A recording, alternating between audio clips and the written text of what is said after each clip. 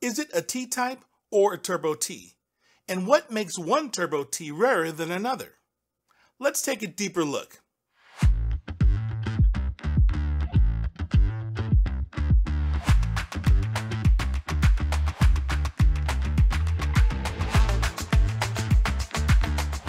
The 1980s marked the return of performance back to Detroit. One of the most popular vehicles to come out of Detroit during that time was the Buick Grand National. However, this is not a Grand National video. Once I make one, I'll link it up here. But for now, let's take a look at the other Turbo Regals being built and sold at the same time, namely the Regal T-Type and the Turbo T. First of all, the designation T-Type is a sport package offered by Buick that applied to a variety of models other than the Regal. The package includes special interior with bucket seats, floor-mounted shifter for most, sporty wheels, sport-tuned suspension, and special T emblems strategically placed all around. The heart of the T-Type package was Buick's venerable 3.8-liter turbocharged V6 engine. But this engine didn't make it into all T-Type cars.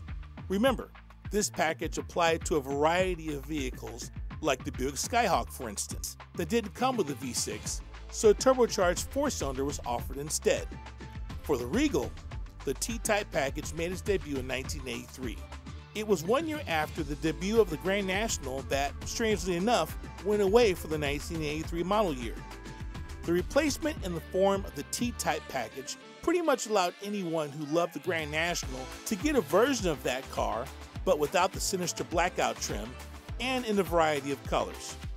The Grand National returned in 1984 and the T-Type package continued alongside.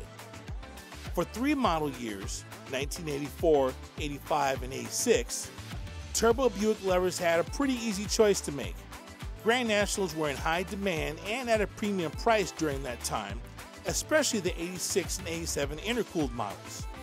But there were some that didn't want or couldn't get the Grand National package, but still wanted a Turbo Regal, so they opted for the T-Type.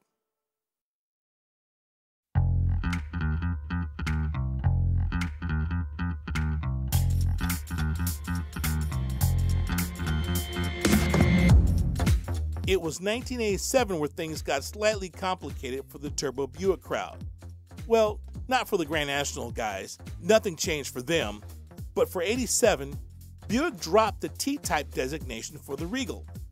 Prior to the 87 model year, the Regal T-Type option consisted of the Turbo 3.8 V6, sport-tuned suspension, sporty interior, and the turbine wheels. In 1987, this option was split into a powertrain option and a suspension trim option. In effect, all the cosmetic and suspension options for the T-Type were made available for any 1987 Regal with a standard non-turbo 3.8-liter V6, or the 5-liter V8. This came in the form of option code Y56, otherwise called the T-Package.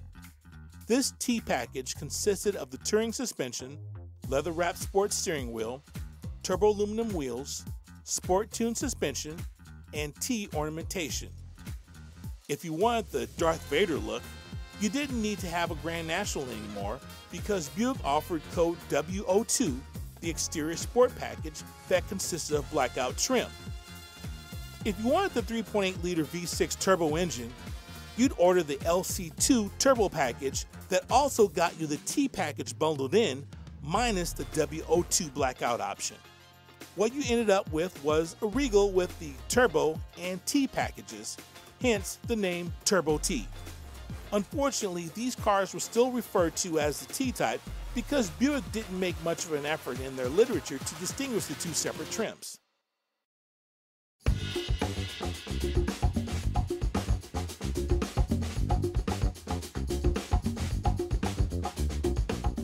But that all changed with Buick Product Information Bulletin 87-031. That is when Buick notified the world of yet another package, the Regal WE4 Turbo T. The WE4 package gave us a car that was similar in looks to the Grand National, but slightly lighter in weight, and with a few unique options. Now we may automatically mistake it for a T-Type or a standard Turbo T, but there were a few differences. For instance, the rear spoiler was not included with the package. It could only be ordered as a separate dealer-installed option. The wheels were changed from the steel Grand National wheels to the aluminum T wheels. Gray was the only interior color choice, and the WE4's bumper braces were switched out from the standard steel to aluminum bumper braces. To wrap it all up, the WE4 came with T badging over the previous T-type emblems. The WE4 package was probably one of the most misunderstood options for the Regal at the time it was offered.